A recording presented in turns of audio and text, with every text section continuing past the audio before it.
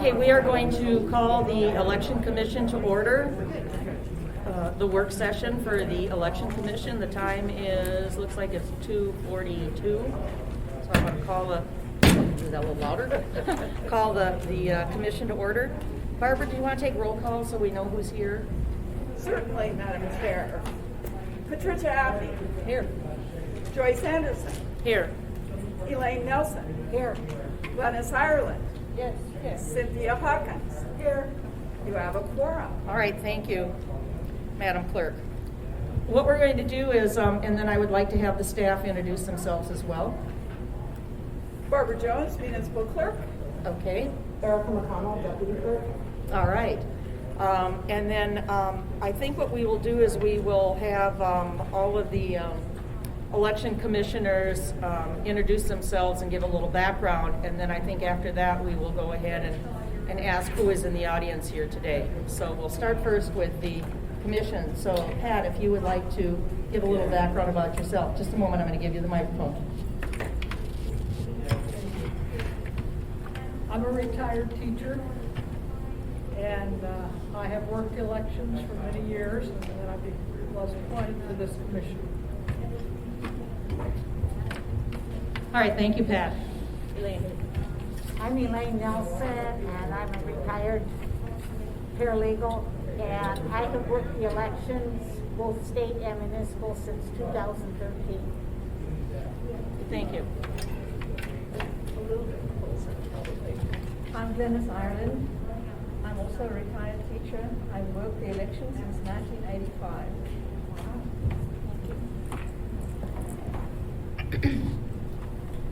My name is Cynthia Hawkins.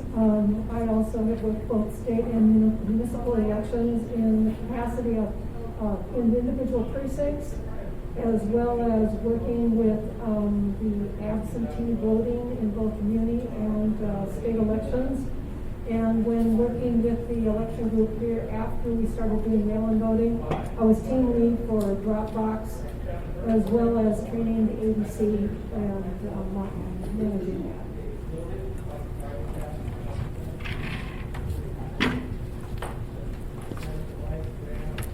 And I am Joyce Anderson, Chair of the Commission. I have a background in elections. I moved here from Minnesota. I was Director of Elections and Voter Registration for the City of Minneapolis for 16 years. So I conducted state, federal, county, city, school board, park board elections. The operations are a little bit different than here. The cities and municipalities conducted all the elections and the state just gathered the results, so it's a little bit different. I also served on the work session or the committee that was set up here with the Muni to look at vote by mail. I was on several subcommittees, and we looked at communications and so forth. I also was asked to be on the committee with the RFP committee that looked for voting equipment, or I should say checked out voting equipment, and we did a lot of testing and so forth, so I was also involved with that. Because when I was with the City of Minneapolis, I did purchase optical scan equipment before I left. I'm also on the state task force. We had a meeting last week, and so I'm on a state election task force. So I have a lot of background in elections, and I'm very happy to be here on the Election Commission. So, thank you. Do we want to go ahead and ask the audience who's here? Can we do that without the microphone or with? Should we do it with? Let's talk about the purpose of the work session. Oh, yes. first. Okay. So we're here, and this is strictly a work session. So I'm going to have Barbara go over the ins and outs of a work session. She's better prepared to say that than I am. So I'm going to give her the microphone. Well, thank you, Joyce. It's good to be here. We get to do this once a year, and it's good to be here. So a work session is an opportunity for the commission to gather information. So work sessions are a little bit different. They're publicly noticed, but they're just an opportunity for you to gather information. Our purpose is that it feels like some of this is overwhelming. We've been living, eating, breathing this for about 10 to 12 hours a day for the last 4 months, and to just drop it all on you without having a little rehearsal is just too much. So we want to take the time. I think that this commission and these members have insisted on handling every envelope before you make a decision to reject it. And that's the information that you're gathering. There is not an opportunity at this time for public participation in a work session. That comes at the public session of Canvas that we'll take a break from this at 4, and then at 5:00 p.m. your public session of Canvas starts, and then you have lots of opportunity for public participation. I have some information about what you do at the public session of Canvas, what the code says that you do, and I can either share it then, or it might be more appropriate to share it then, but it's up to you, Madam Chair. I think it'd be more appropriate at the public session. All right. And then I appreciate you introducing the public. I think this is really important. We've all spent a lot of time together in the last couple of weeks. And, some of you I've worked with every single year. Some of you I met at my first election. Obviously, Mr. Haberman was working elections before I was the clerk, before I was working, and same with many of you. So we're happy you're here too. This election isn't our election or the commission's election, it's our community's election. And we all need to work on this together. So we're glad you're here, and I love that you want to introduce them. I'm not sure that the microphone will pick it up unless you all come forward and say your name, or you can have the microphone. So it's up to you. Madam Chair, maybe we could just have Erica stand closer over there with the microphone, and I think that would do it.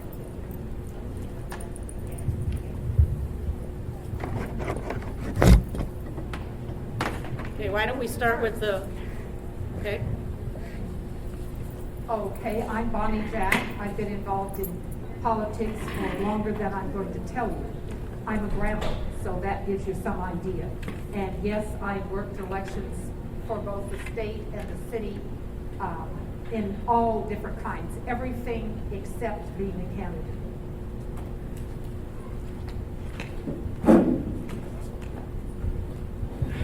Hello, I'm Bernice Hansen. I am a resident of South Anchorage. We just launched, my husband and I, our youngest off to college. So I'm here just learning the process. So thanks for having me.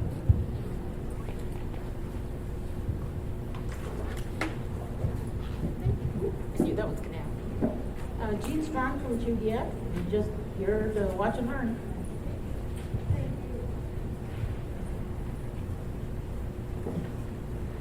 Cecilia Donaldson, 58-year resident of Alaska, in Anchorage only. Worked a lot of elections through the years and worked for a lot of candidates. Hi. Sammy Graham. I was a candidate. I'm a candidate for school board. 62-year resident of Anchorage, and I've worked lots of elections.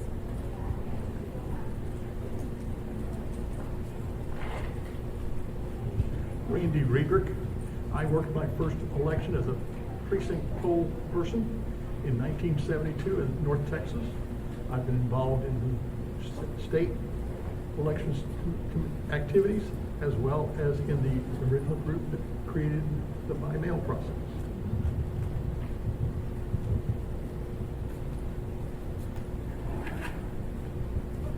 My name is Eugene.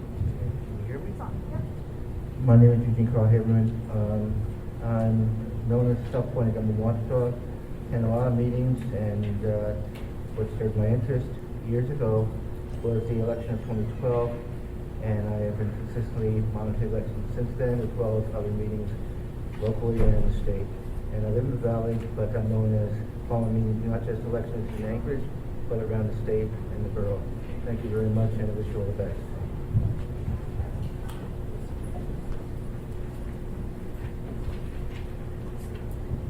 Hello, my name is Carrie Carpenter, and I have never done anything with elections before or campaigns or anything like that. I am a mom of 2 students in the Anchorage School District, and I volunteered as Kelly Lesson's campaign manager this year. And so as a registered civil engineer, I have done nothing like this, so I am excited to learn about the process and see how this all works.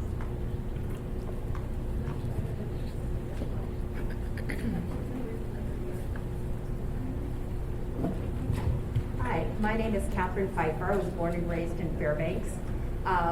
Left the state for 32 years, did adulting. I entered political life and worked all over the country, and came back in 2012 to work a campaign for state senate, and decided I wanted to move back home.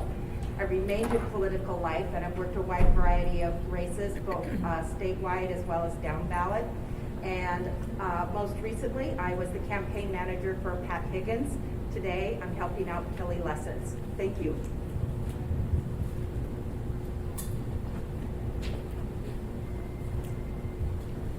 Hi, I'm David Dunsmore. I'm representing Kelly Lessons. I think a lot of you know me. I've observed a lot of these over the years. Since the last time I observed the Muni election, I was actually lucky enough to get to go observe elections in Ukraine and Belarus, so that was an experience. But, yeah, thank you all for congratulations on running another smooth election.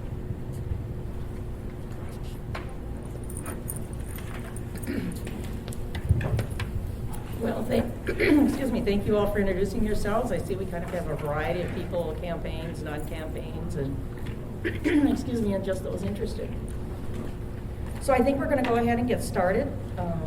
We have before us a Canvas worksheet, and we're going to go through the reject codes, and then I'll explain what the definition is, and then how many number of voters are in that particular one. And then either Barbara or Erica are going to provide us with those ballots for us to look at. So the first reject code is D, and that is a duplicate ballot voted. So this code is used when it has been determined that the voter has cast more than one ballot. And we have 18 of those. So we're going to take a look at them.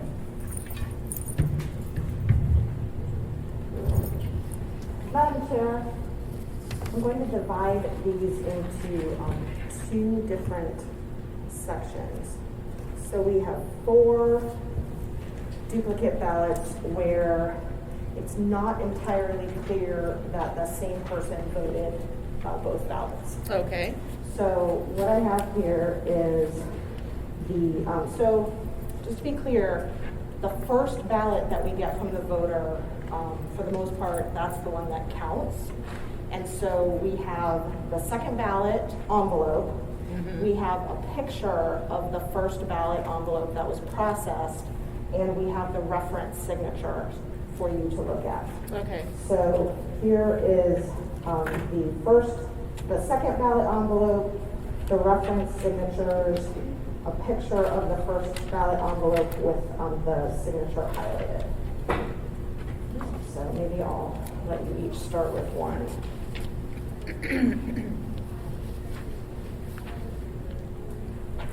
I think it might be better if we did one at a time. One at a time, okay. Yeah, I think that would work. So we'll take a quick look at it. Just for the public, so what we're doing is we're looking at the signature.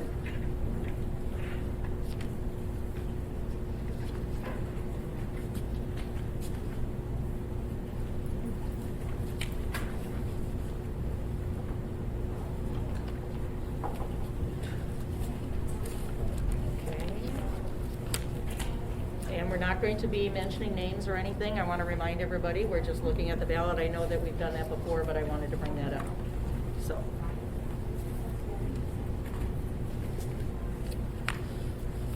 So basically what we're looking at is to see if there is a signature match. Once everybody looks at it, then we can talk about it.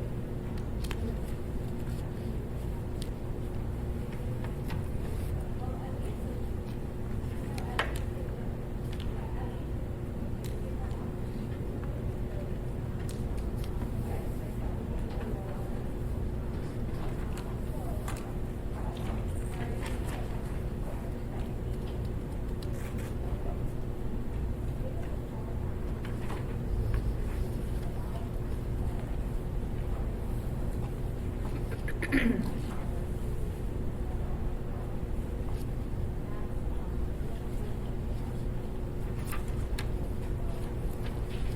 us the difficult ones.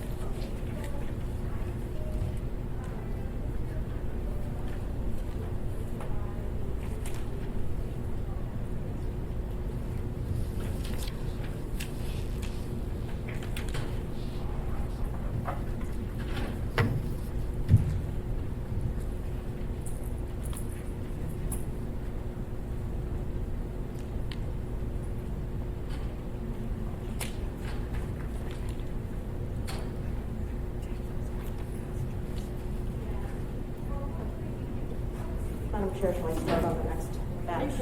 The other part of it. Yeah. Okay. We do the other 14. All right.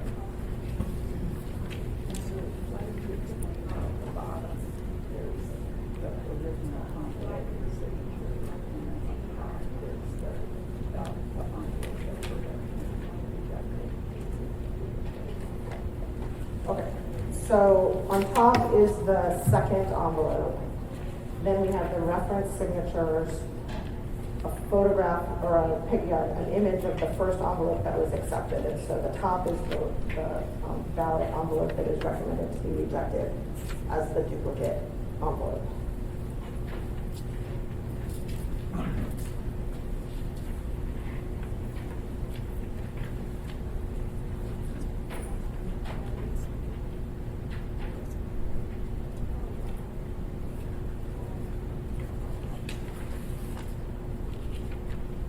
It's a lot of paper. Right, the very first one is a lot of. It's just a lot of paper. Exactly. Yeah, we're just trying to show you that this person, this voter already voted. Right, right. So I guess what I would say then to the commission is if you don't agree with the decision or the recommendation, I should say, that's been made by the clerk's office, then set it aside and we will talk about it. Otherwise, we will continue to look at these, and if we all agree that this should be rejected because it was the second ballot based on the information that's been provided. So, Pat, why don't we stop for just 1 second? So, Madam Chair, could I ask you a different question? Sure. Could the commission ask us questions now?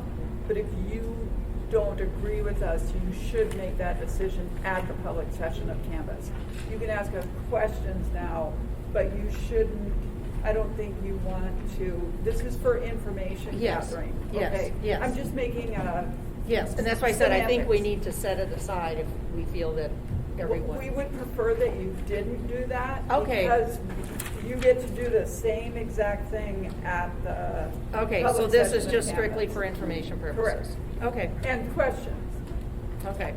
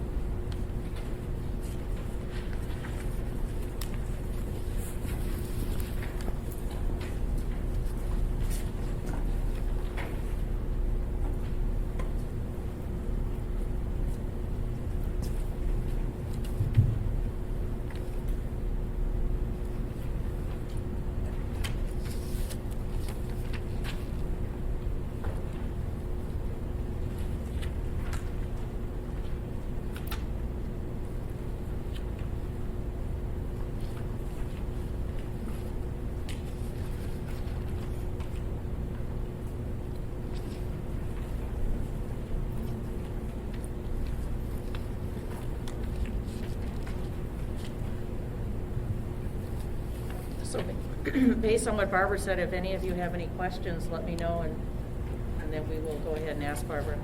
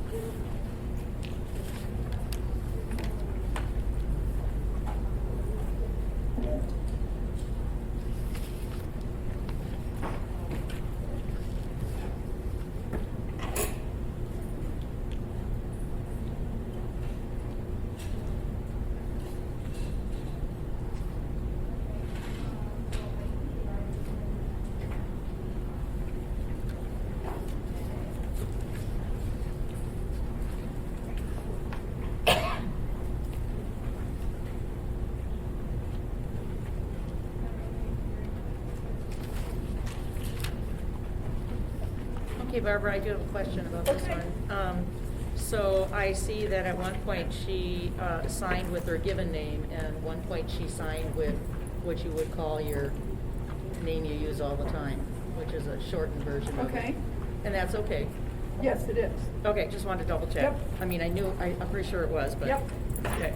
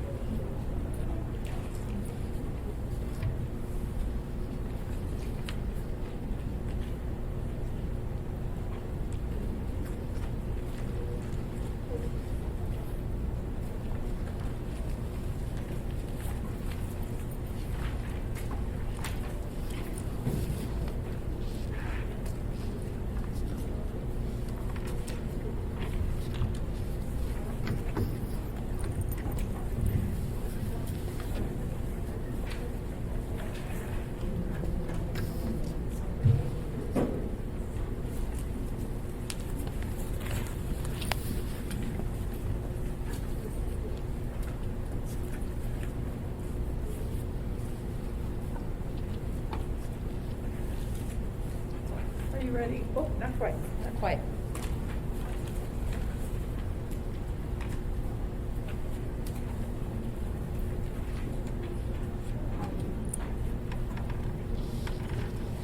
Yeah, yep.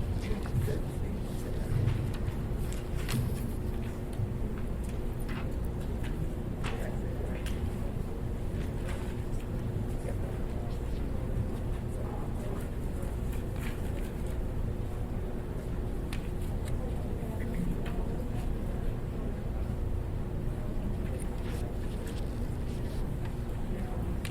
Barbara, there was good backup information provided on all of those. Thank you. We have been working very hard to make sure that happens.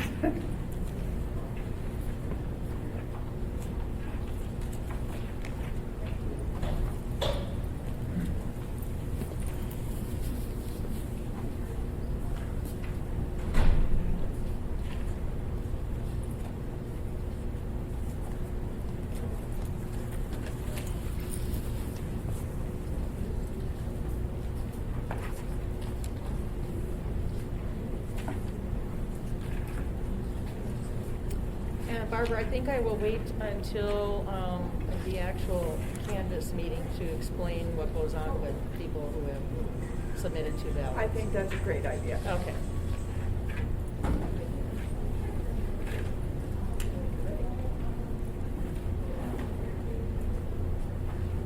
Are you ready for the next category?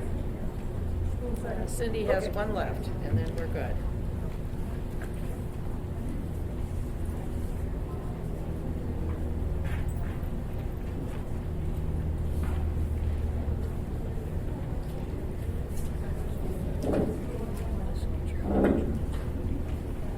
Pardon?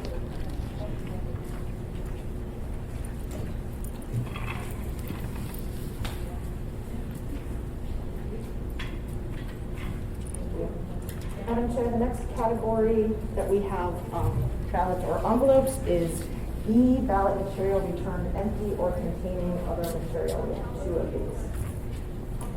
Do we want to go through the ones that don't have, that have zero, or we're only going to go through the ones that had numbers? Just the ones that have numbers. I agree. Okay.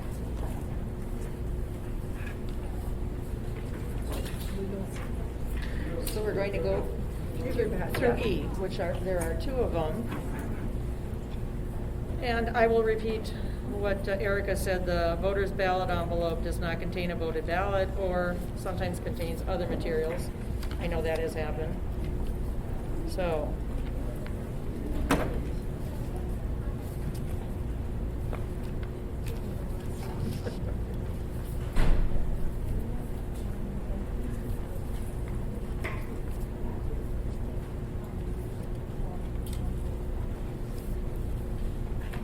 Well, there we go. Just trying to figure out where it was. So, okay. Slid on the bottom.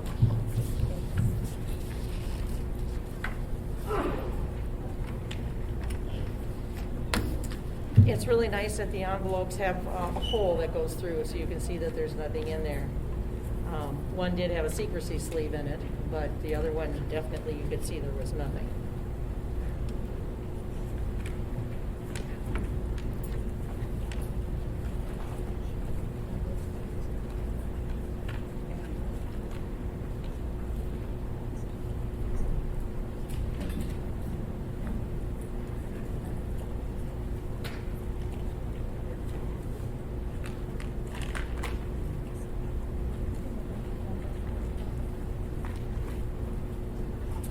Okay.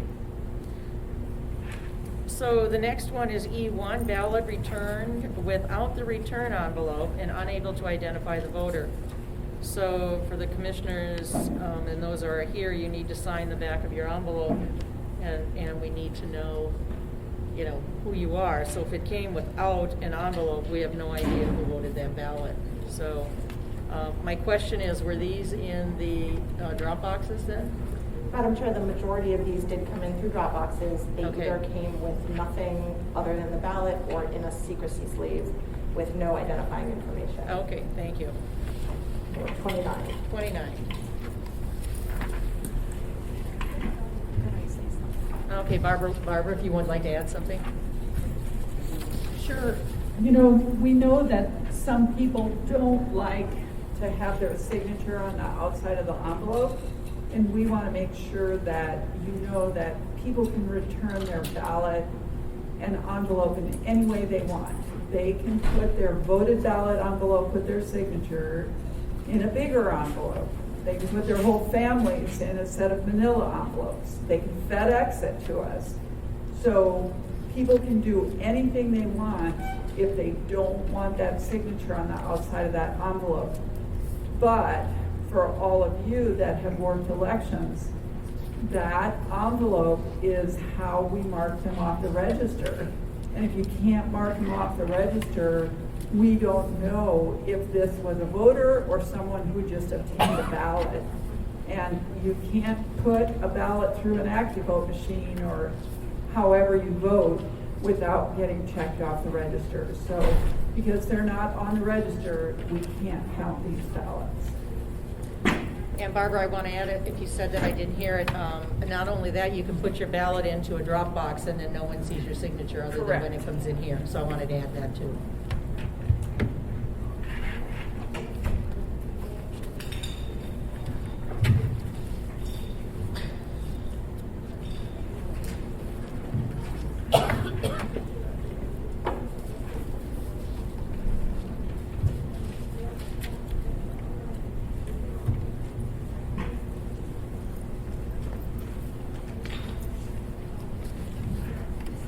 And I don't remember if we said earlier, but there were 29 of these. That may have been said, but I may repeat myself several times during this meeting.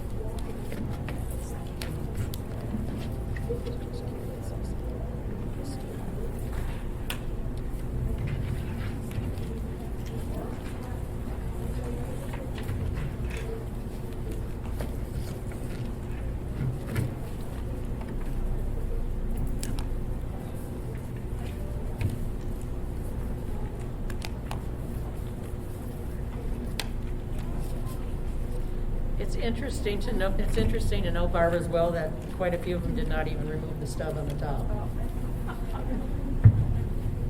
We'll take them with the stuff. We got stuff pullers here.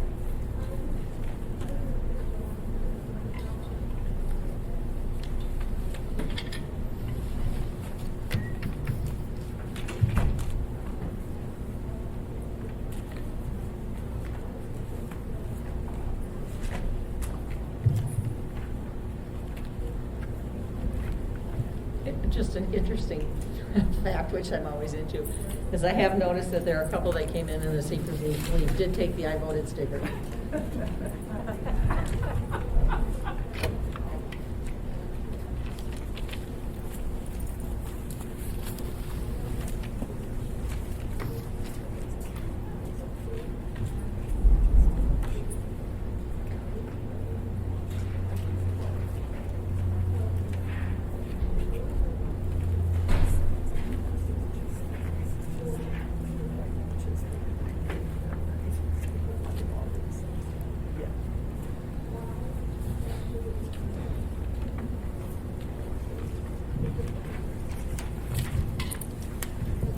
And just for the commission, I am counting them as they go by, so to make sure the numbers are correct. Me So too. I just wanted to point that out as well.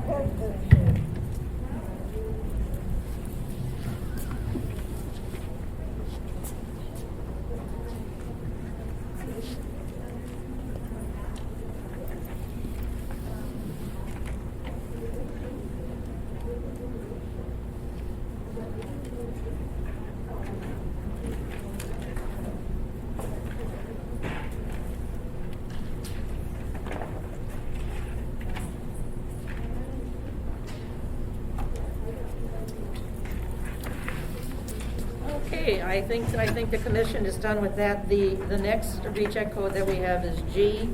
A voter failed to provide identifying information. We have 2 of those. This code is used when it has been determined that the voter failed to provide ID and at an ABC or failed to provide an identifier such as a voter number, the last 4 digits of their social security number or year of birth, and cannot otherwise be identified. So we have 2 of those, so we'll take a look at those. So, Madam Chair, there's one that we felt is better in our new number 11 category, so we actually only have 1 for this We only category. have 1? Yeah, so this is, and I'll update that for And the 11 category is other? Is other, yeah. Okay, so we're going to change the other category to 8 and change, which is reject code, like you said, 11. We're going to change reject code G to 1. And this was a voter who was required to provide ID with their ballot, and they did not include it.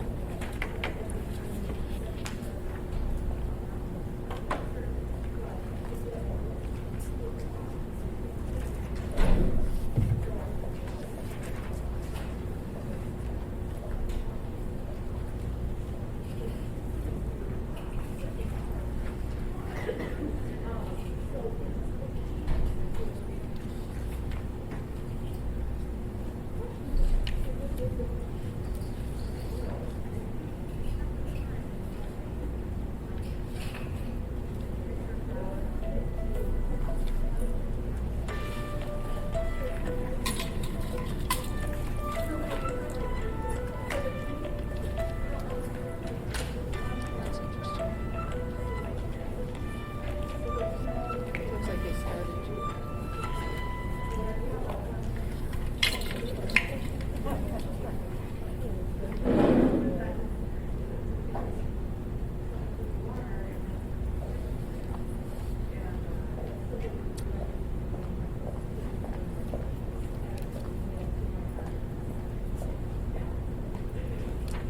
Okay, I'm going to just, Erica mentioned a thing on here too, is that, if you mention it again, my mind, I'm thinking about.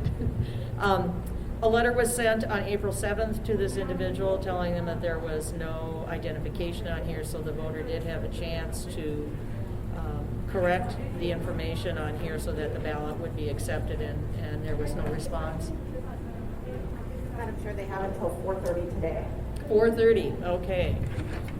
I'd forgotten about that as well. Ooh, thank you.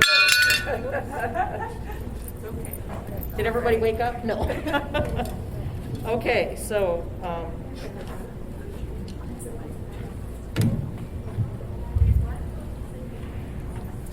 Madam Chair, Erica is correct. If the voter brings the form here to us by 4:30 before the public session of canvass starts, the staff can count that. We let the news know that if the voters don't hear from us, and we're calling voters today and emailing them, if they come to the public session of canvass between 5 and 7, you get to make that decision whether to count those ballots. thank you, Barbara.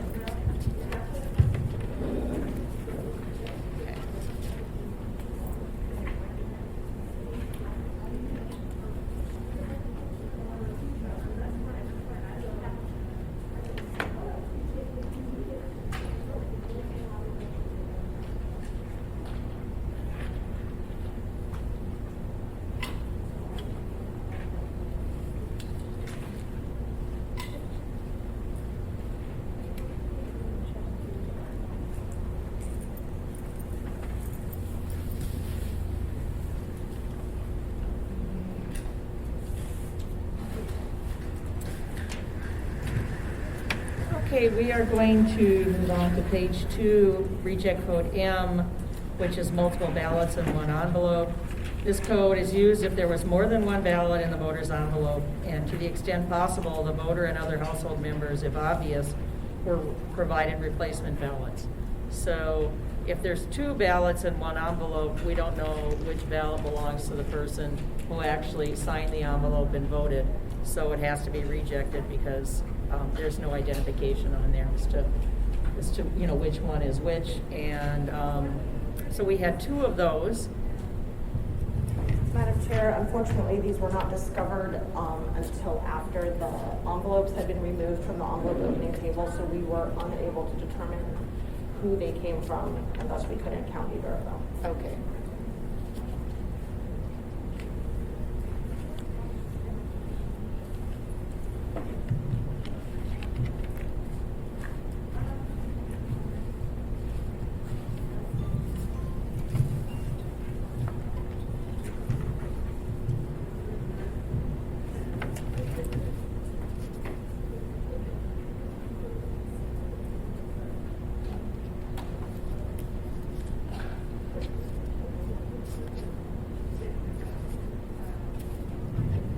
And I just want to make note too that both of the ballots were in the same secrecy envelope.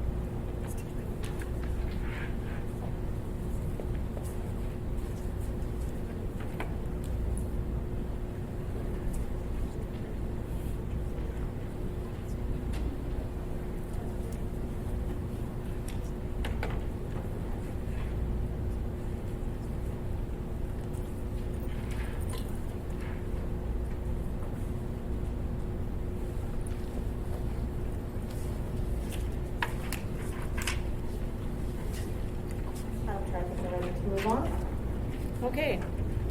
Our next one is what we call reject code MOA, not registered in the Muni of Anchorage. This code is used when voter records show that the voter was registered outside of the municipality. And we have 22 of those. We have 22 of them, and the very top one, the voter is registered in Wasilla.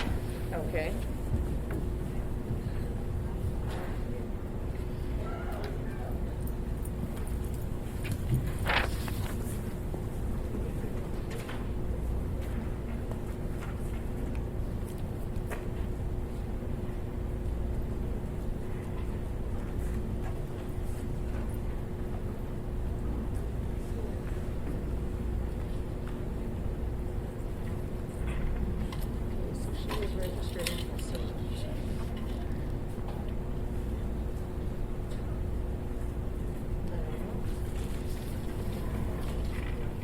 Erica, could you explain what this one means on here? Sure. So I believe the note you're looking at says that the state status was changed to RE. That's correct. RE indicates that the voter registered in another state. Okay, so the voter registered in another state. I'm going to write that on here, on the Post-it note.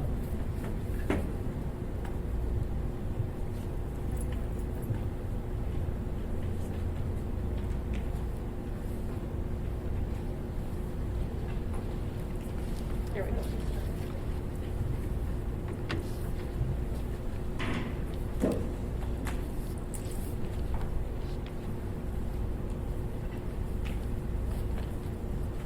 And Erica, do you want to explain these? I think you might explain it better than I could. Of course, Madam Chair. All of those yellow envelopes are question ballot envelopes. The voter came to vote in person, was found not to be in the voter database, and so they were required to vote a question ballot. And when we looked them up in the voter registration system, it was shown that they were not registered in the municipality of Anchorage at least 30 days before the regular election, which is our requirement for voting in the regular election in municipal code. And when these go to the state, The state updates their voter registration, and Thank that you. has already been done for the potential upcoming runoff.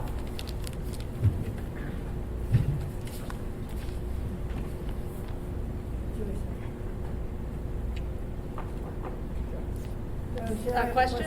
Yes. On this first one, this individual, any indication as to Louder, Cindy. That individual is registered in Wasilla. We didn't get a post-it note on there. I'm just wondering where it actually was processed. Was it dropped in a Dropbox, or possibly received, It came from a vote center. it came from website? Okay. Thank you.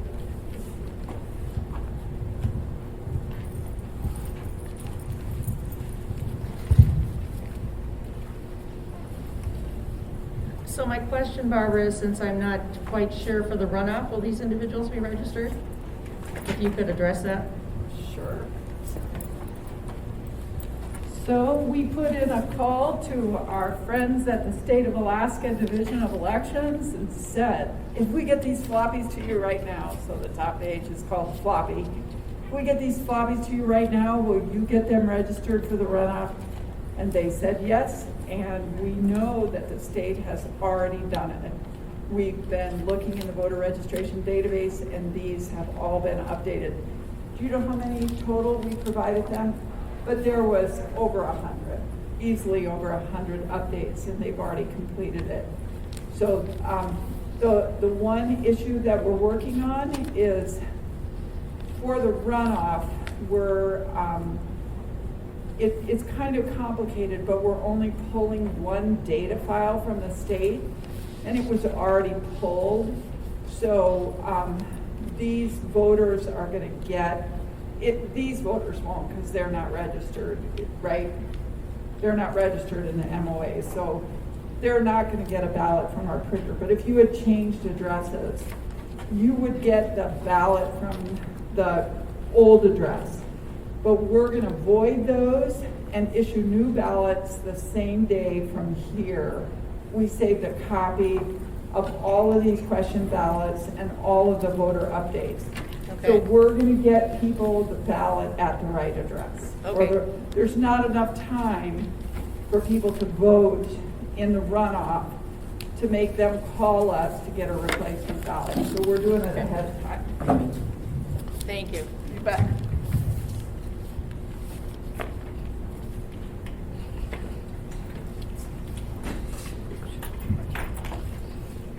Yeah, I see that.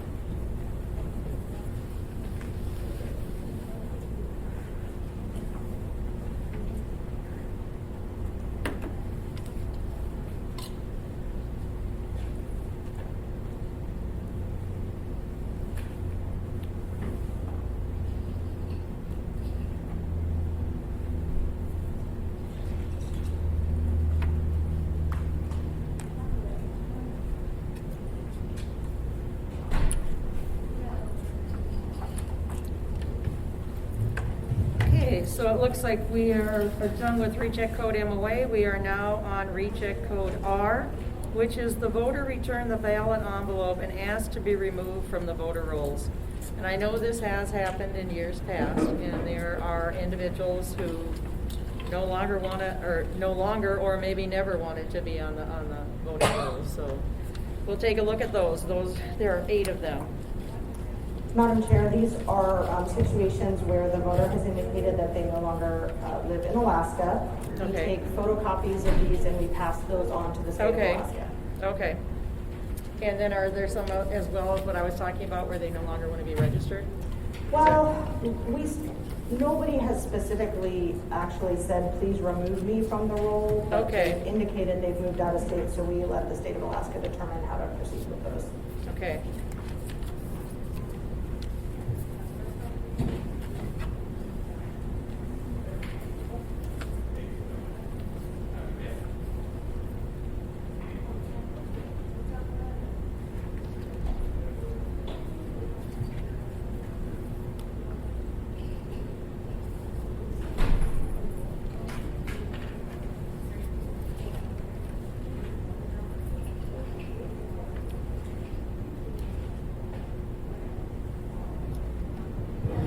So Erica, if you could explain what is the process? I know this one just says moved out of state and there's no signature on here or anything. So is that something that we do based on it being delivered, let's say, to an address, and then that person, what's the verification here? You could take a look at this one. I mean, that. Can you ask the question one more time while I'm looking at this? Okay, so I'm saying this one just says moved out of state, Right. no signature or anything. So are we accepting that the first one I saw definitely had a Yep. signature on it. Okay. So those are questions for the State of Alaska Division of Elections. So what does the state accept to cancel a voter registration? And I don't want to stand in front of Pat here. That's And- fine. I hear you well. And, good. And I think you are correct, Madam Chair, that the state will probably not accept that as a cancellation of a voter registration, but it may accept it as undeliverable.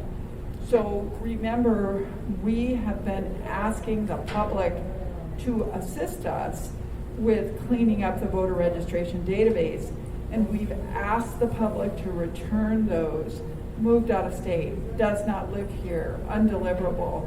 We need the public to tell us that so the state can start the process.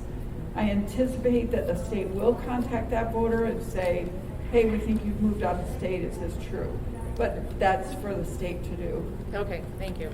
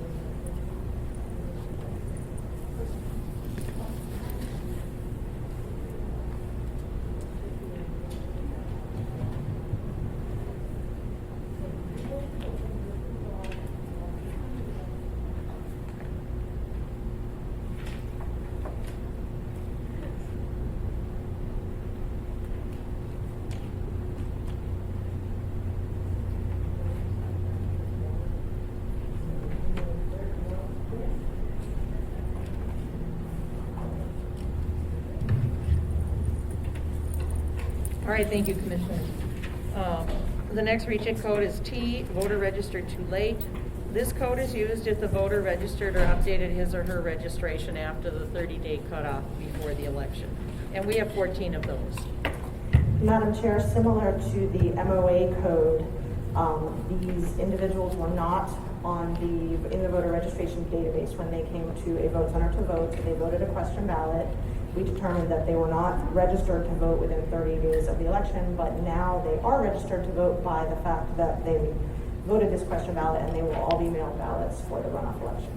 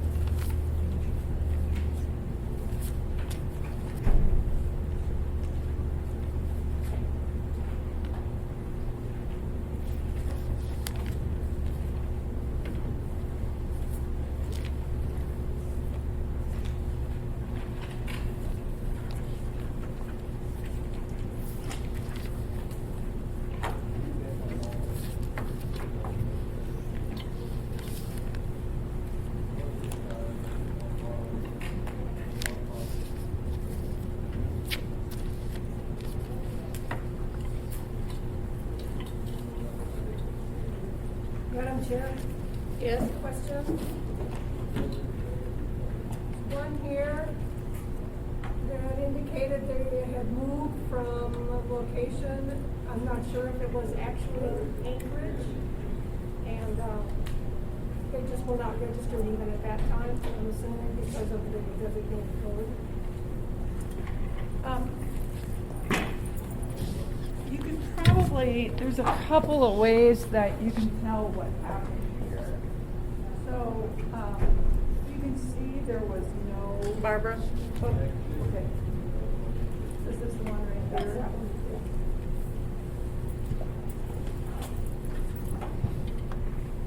one. Just one sec. I might have Erica answer this. Did you check this address? And was it even in Anchorage?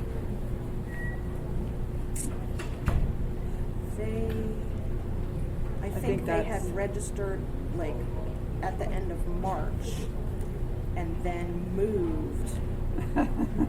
All So right. they weren't on the. I'll let you explain that then. That one's complicated. It's not just a simple one.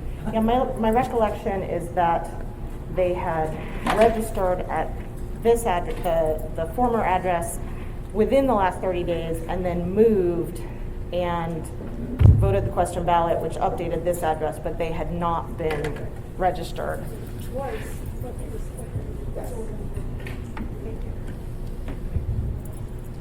Thank you, Cindy, for catching that.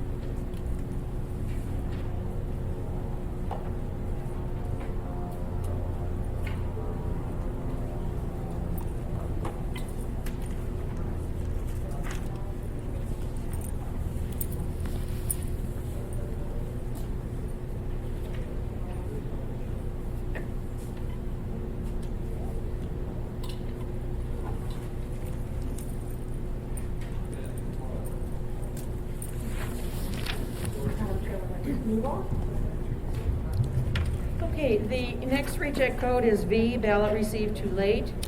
And I will read what it says. This code is used if a ballot 1 is received after 8 p.m. on election day via email or fax at one of the accessible vote centers or drop boxes, or 2 is mailed from within the United States and postmarked on or before election day, but not received before the beginning of the public canvass session. So we have 10 of those. Madam Chair, one Are of they them- indicated on there as to where they were received? Yes, one Okay, of them thank you. was at a vote center and the remaining 9 were at drop boxes. Okay, thank you.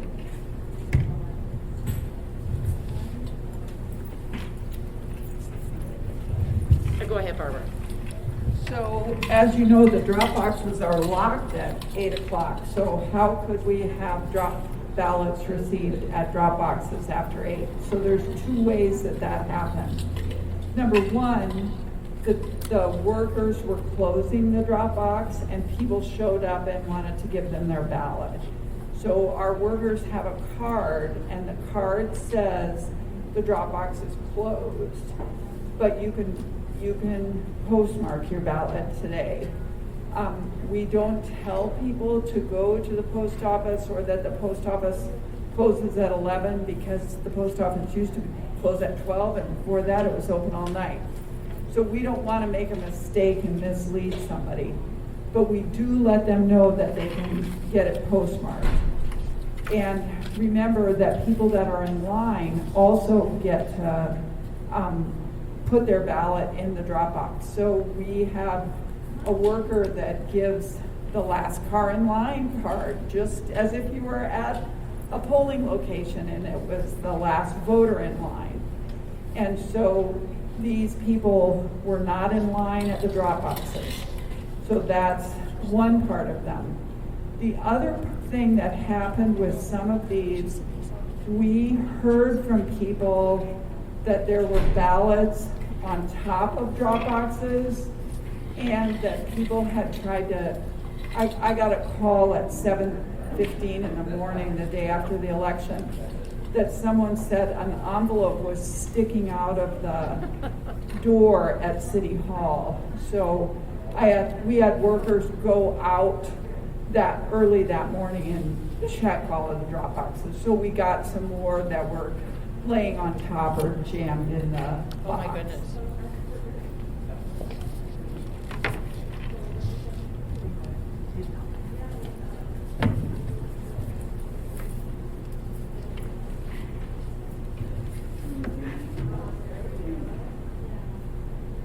Those were all at drop boxes, correct?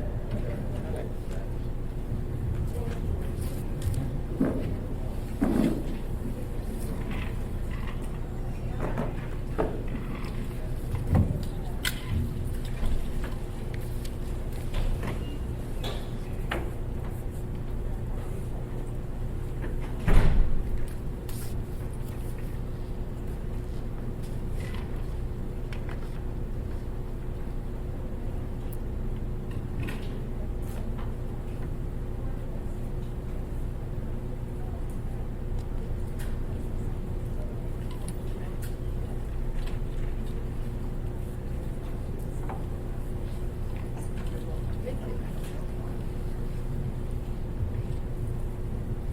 Well, while the commission is still looking at them, there aren't that many. We've got Cindy and Glennis a little bit. But the next one is really a very large one. So I guess I'm going to talk about it for a little bit. Is that okay with Cindy and Glennis if I talk a little bit about while you're still looking at that? Okay, the next reject code is W, which is ballot postmarked, voted after election day. And there are 341 of those. So there are quite a few. And I think what we need to do is we will probably divide them up in sections. Okay. And then each commissioner, when you're done, will give it to the commissioner next to you to look at, because we need to look at all of them. We're not just going to look at our own section. But I think if we divide them up and start and then pass them, this way, I think that will work. Okay? And then when we're all done since I've been counting them in my head, and I know Cindy's been doing hash marks over there, so, we will count them as well when we finish looking at them. All right. Madam Chair. I'd also like to let you know that I was looking for at the 3 that are in the W1 category. Yes. I did notice that one of those had a postmark on the back, so I have moved one from the W1 category to the W category. So that should be 342, and the W1 category should be 2. Okay, thank you.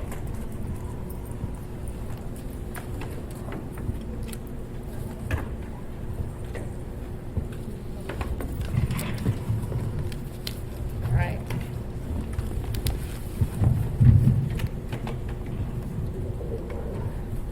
So commissioners, basically what we're looking at here is, since this category is that they actually were not postmarked before Election Day, so we're going to be looking at the postmark dates on these, okay?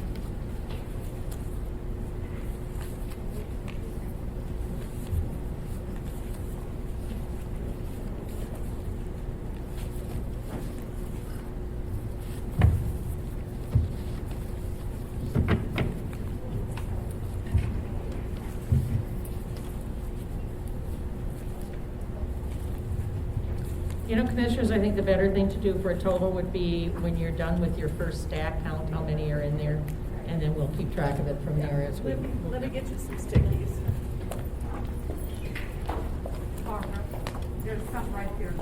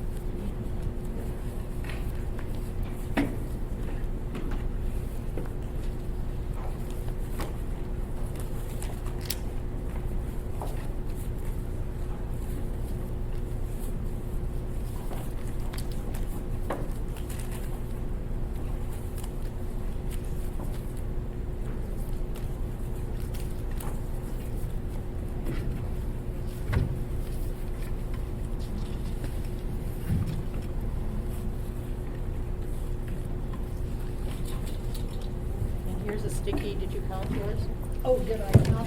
Yes. Oh, I'm sorry. Yeah, I'm gonna put a sticky on them and we'll, put a rubber band over all of them. Okay. We know they've been counted. Okay, and initial it as well. So initial your sticky as well.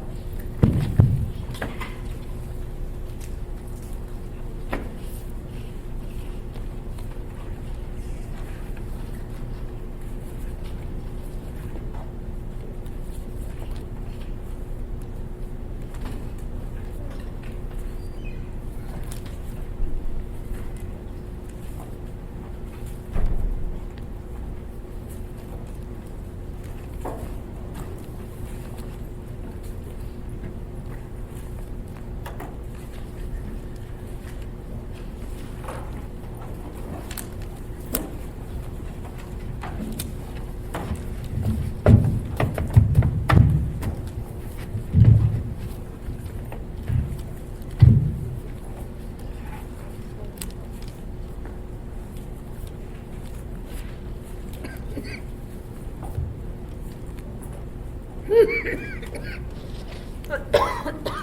me.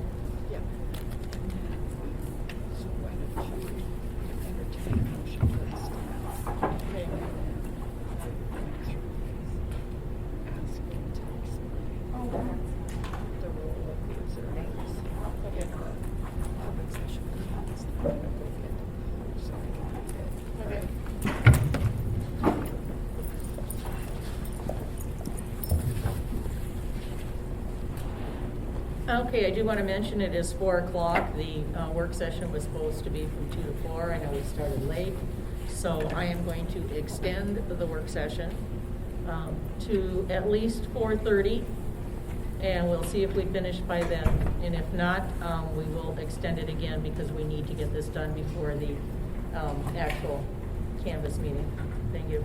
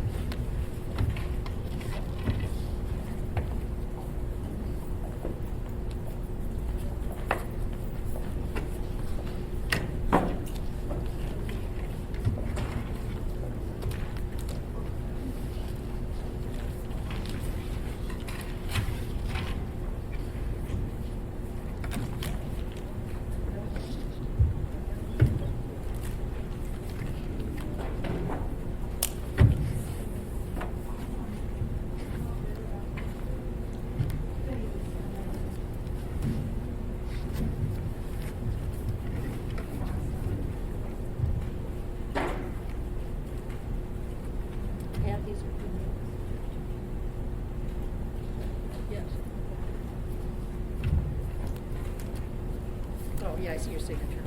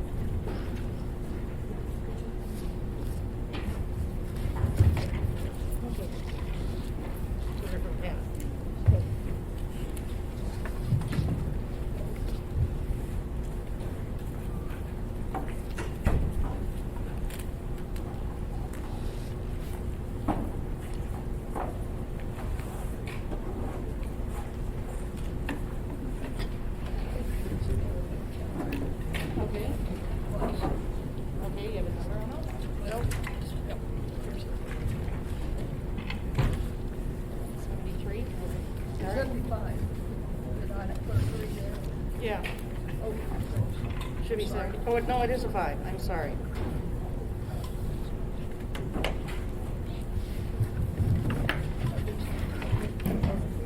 Yep, those are for you.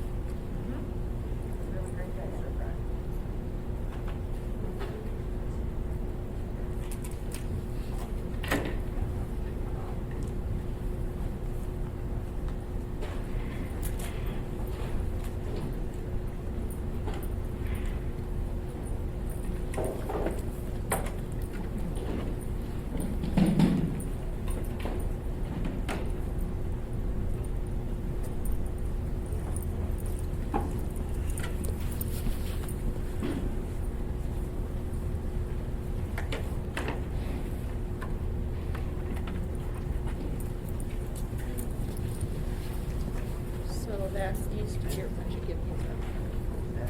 Who's this? That's me. Okay, fine.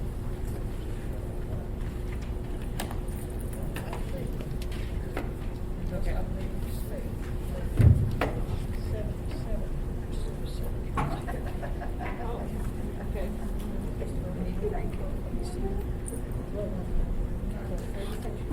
Okay, so, well. That's the one with 7 in it, or these have 15 in each, I think. Want to check them? Oh, you were doing 15? Okay, I did 10. Okay.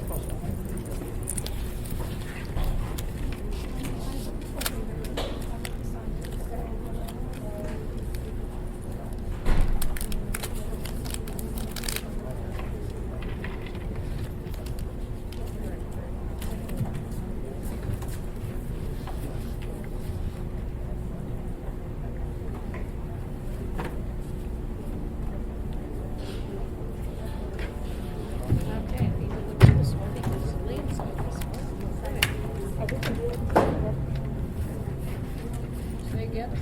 No, I'll talk for myself. We should be all good. What do we have here? 75?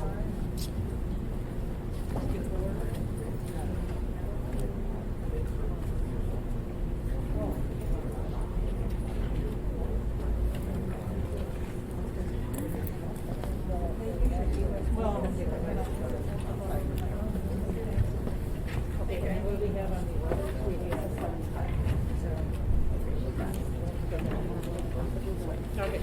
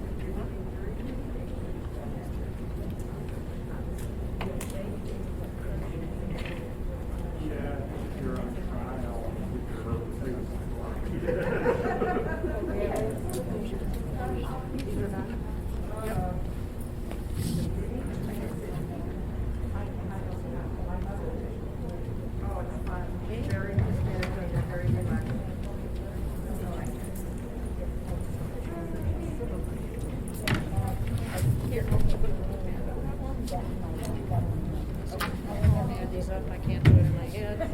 I mean, I could.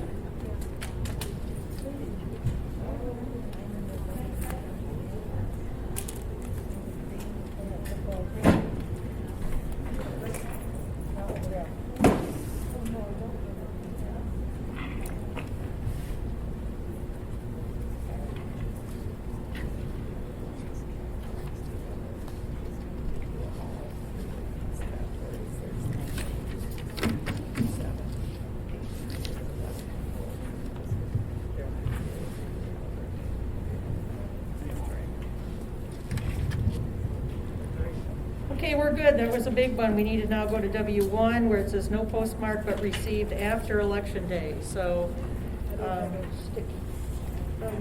we don't need one on that, I don't think. We're just gonna pass it down. So there's two, they have no postmark on them, and they were stamped in on April 16th, so I'm just gonna pass them down for everybody to review. If you see a postmark on there, let me know.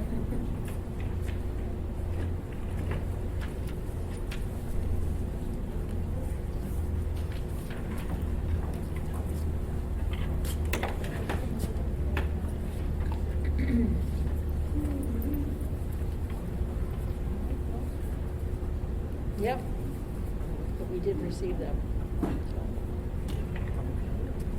Right. And they were received too late. Yeah. Okay. All right, we're going to, as soon as Cindy takes a look at that, we're gonna move along. Okay, Cindy's good, we gotta move here. We are now on page 3, double X is the reject code, voter is deceased, and we had 2 of those. And they're with Pat right now, okay?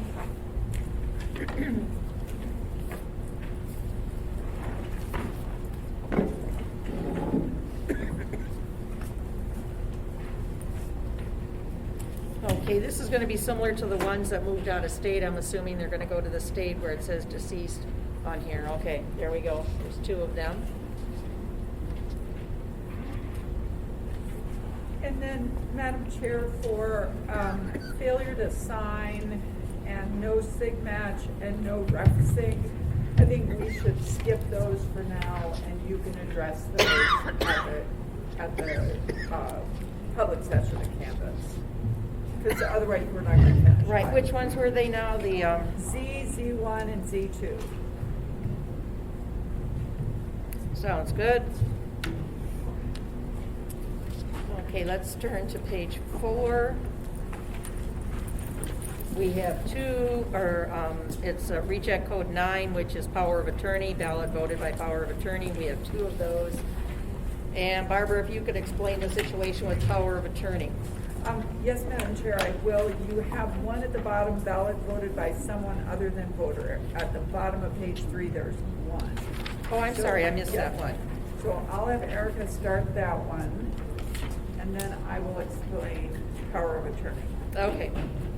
So, Madam Chair, for ballot voted by someone other than voter, we received a request for a replacement ballot from a voter, and when we looked it up, we found that we had already received a ballot from that voter, and the signature didn't match, but the ballot that was received without a signature match was witnessed, and it was witnessed by the voter's spouse. So we called the voter and asked them about it, and the voter's spouse called me back and told me that the spouse had signed the voter's ballot.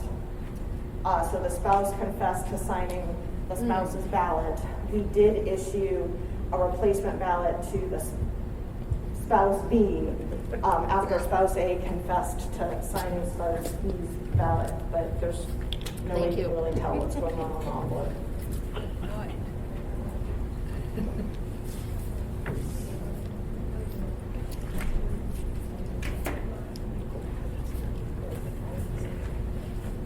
And then, Madam Chair, the next category we'll get started so we can finish by 4:30 is power of attorney.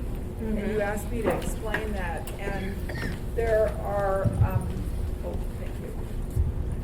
there are a variety of personal rights that we have, and one of those is voting. And we cannot vote by power of attorney. That is in the municipal code.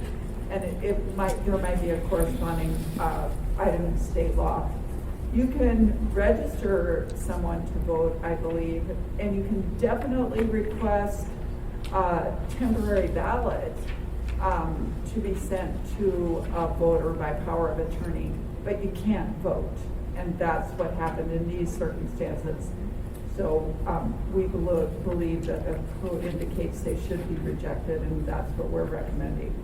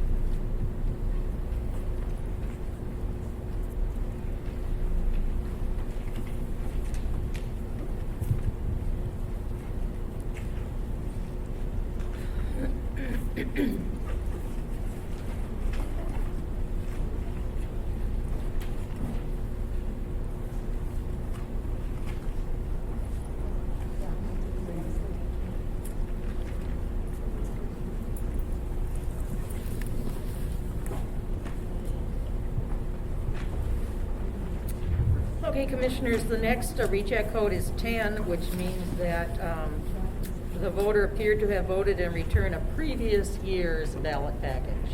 And I know we had some of those last year as well, which seems rather strange, but they did. So we have two, so we'll take a look at it, and it'll be last year's information.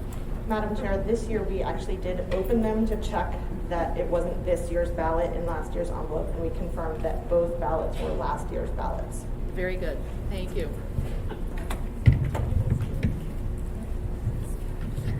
I guess we could say better late than never.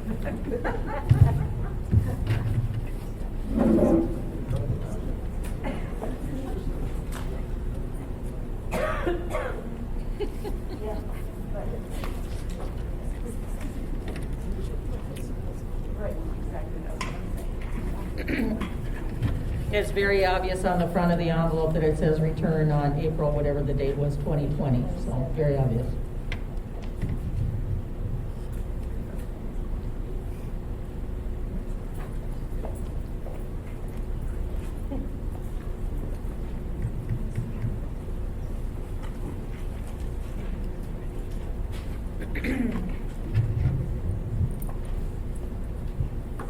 Okay, thank you, Cindy. I know you keep saying thank you because you're the last one over there. This is our last reject code, and it's reject code number 11, and it's under other, and this is one that's used when really no other code fits the situation. And we do have 8. We had 7, but we added 1, so we have 8. All right, we'll take a look at them.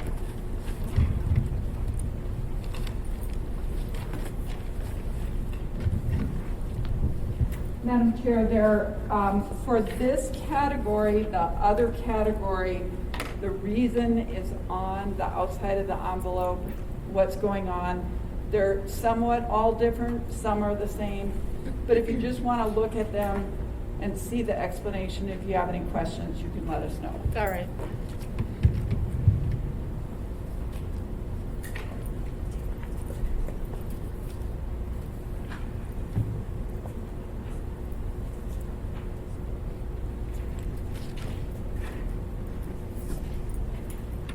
And just for those who are here, the first one I looked at, it was confirmed that the person received an electronic ballot.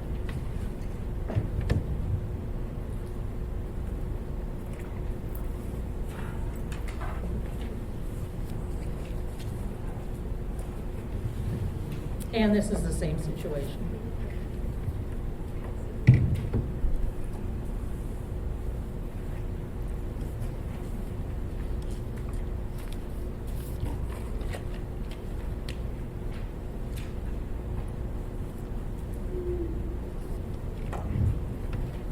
This person turned in a damaged ballot and received a new ballot at one of the ABC centers.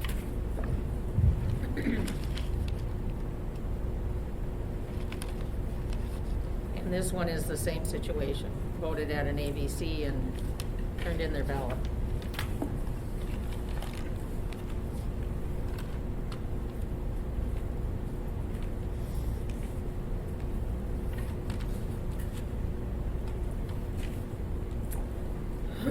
Excuse me, this one's a little bit unique. There is no barcode on here, so we don't know who the ballot was issued to.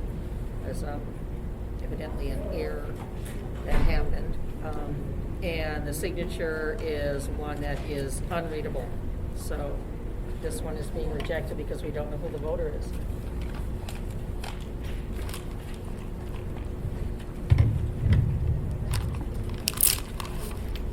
I'm sure I can explain that one briefly if you Okay, Erica, if you would explain that then. So a good Samaritan found 2 envelopes and 1 voted ballot in the snow by their mailboxes. They turned them into the police. The police created a police report and gave them to us. We contacted the voters and let them know that the ballots they had attempted to return to us could not be counted because there was only 1 ballot. We didn't know who they were, and we issued them replacement ballots, which they did vote. All right, thank you. You're right, that's a very unique situation.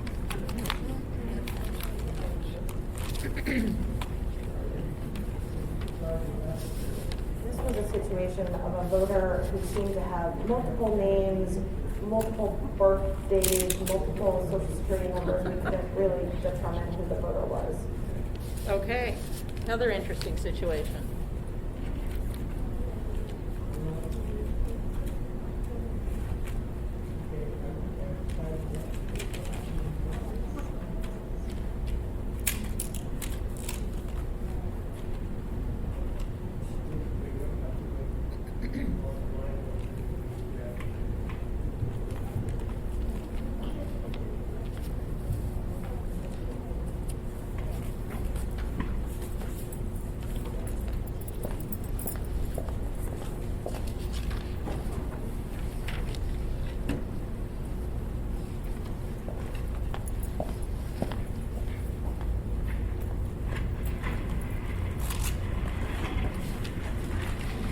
Okay, Erica, this ballot looks like it has been damaged.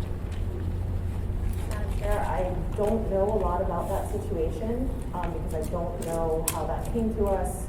I don't know who wrote on it. We did try to call the voter. I see that. But we haven't heard back.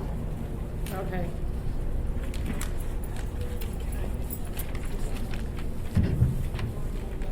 Madam Chair and election commissioners, we believe that this may have something to do with the post office. If you look at some of the notes on that, it says to Ingra, is that what it says? Yes, it does. And there's another notation that suggests that the post office handled this and wrote some of those notes. But again, we tried to contact the voter to figure out what they wanted us to do, and we haven't heard back from the voter. And I definitely see those notes on the bottom. Okay.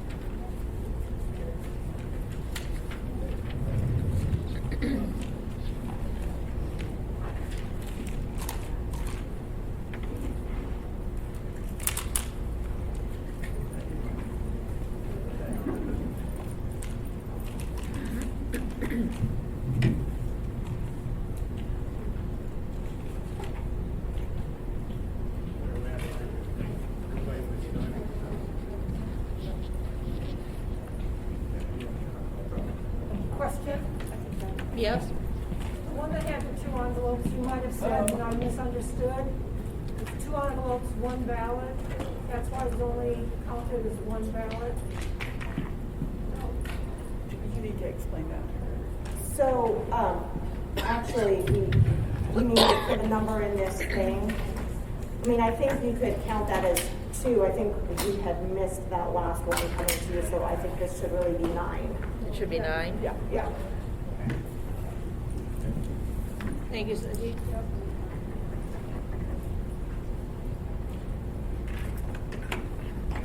Madam Chair, while we're finishing up, could I say something about how the public session of Canvas will be a little bit different, what's gonna happen for the next 20 minutes. Yes, go ahead, Barb. Okay.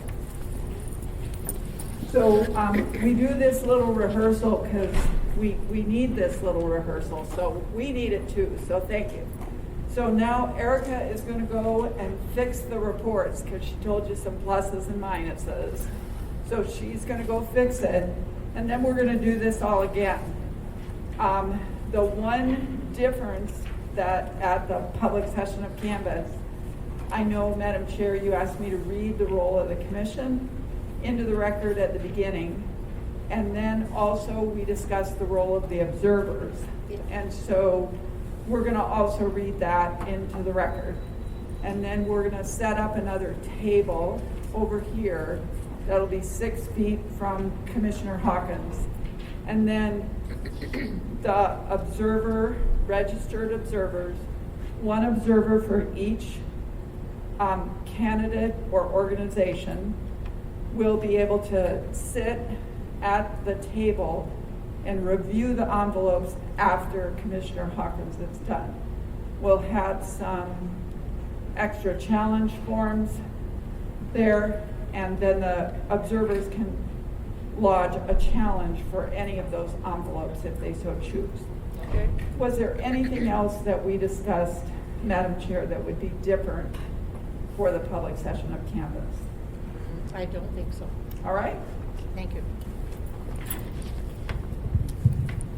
Okay, if there aren't any questions from commissioners or any additional information from staff, I'm going to adjourn the public session, and it is 4:41, 2 hours. 2:41, I think I said, or 2:42, so 2:41. So we will take a break and come back in 20 minutes or less for the official canvas. Thank you.